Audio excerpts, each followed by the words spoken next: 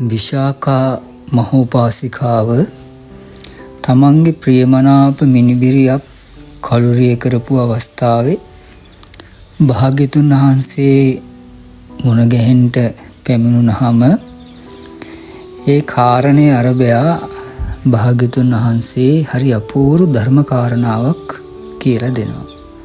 මේක තියෙන්නේ කුද්දක නිකායේ උදාන පාළියේ විශාඛා සූත්‍රයේ.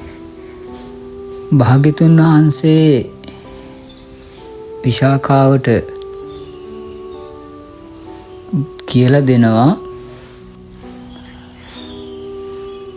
යම් කිසි ප්‍රියමනාප වස්තු 100ක් තිබ්බොත් ඒ උදවියට දුක් 100ක් තියෙනවා කියනවා. සතම් පියානි සතන් තේසන් දුක්ඛානි. ඒ කියන්නේ ඔබට ආශා 100ක් තිබ්බොත් දුක් 100ක් තියෙනවා කියනවා.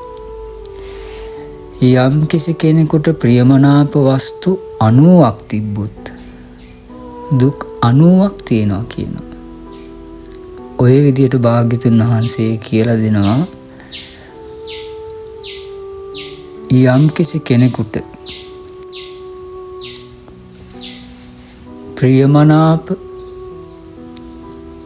වස්තු 80ක් තිබ්බොත් දුක් 80ක් තියෙනවා කියනවා. ඔය විදිහට භාග්‍යතුන් වහන්සේ අවසානයේදී කියනවා යම් කිසි කෙනෙකුට ප්‍රියමනාප වස්තු එකක් තිබ්බොත් එක දුකක් තියෙනවා කියනවා. ඒ කියන්නේ එක ආසාවක් තිබ්බොත් එක දුකක් තියෙනවා කියනවා. යම් කිසි කෙනෙකුට ප්‍රියමනාප දේවල් එකක්වත් නැත්නම් ඒ අයට එක දුකක්වත් නැහැ කියනවා. ඒ අයට ශෝකය නැහැ කියනවා. කෙලෙස් දූවිලි නැහැ කියනවා. ඒ අයට කිසිම වෙහෙසක් ඇති වෙන්නේ නැහැ කියනවා. බලන්න එහෙනම් ඔබට ආසා 100ක් තියෙනවා නම් ඔබට දුක් 100යි. ආසා 90ක් තියෙනවා නම් දුක් 90යි. එක ආසාවක් තියෙනවා නම් එක ප්‍රියමනාප දෙයක් තියෙනවා නම් දුක් එකයි. ප්‍රියමනාප දේවල් එකක්වත් නැත්තම් ආශාවල් එකක්වත් නැත්තම් එක දුකක්වත් නැහැ කියනවා. භාග්‍යතුන් වහන්සේ දේශනා කරනවා මේ ලෝකේ නොඑක් ස්වરૂපයෙන් ශෝක වැළපීම් දුක් ආදී ඇති වෙනවා. ඒවා කොහොම ඇති වෙන්නේ? ප්‍රියමනාප වූ දේවල් නිසාමයි. ප්‍රිය වූ දේවල් නැත්තම් ඔය එක දුකක්වත් නැහැ කියනවා.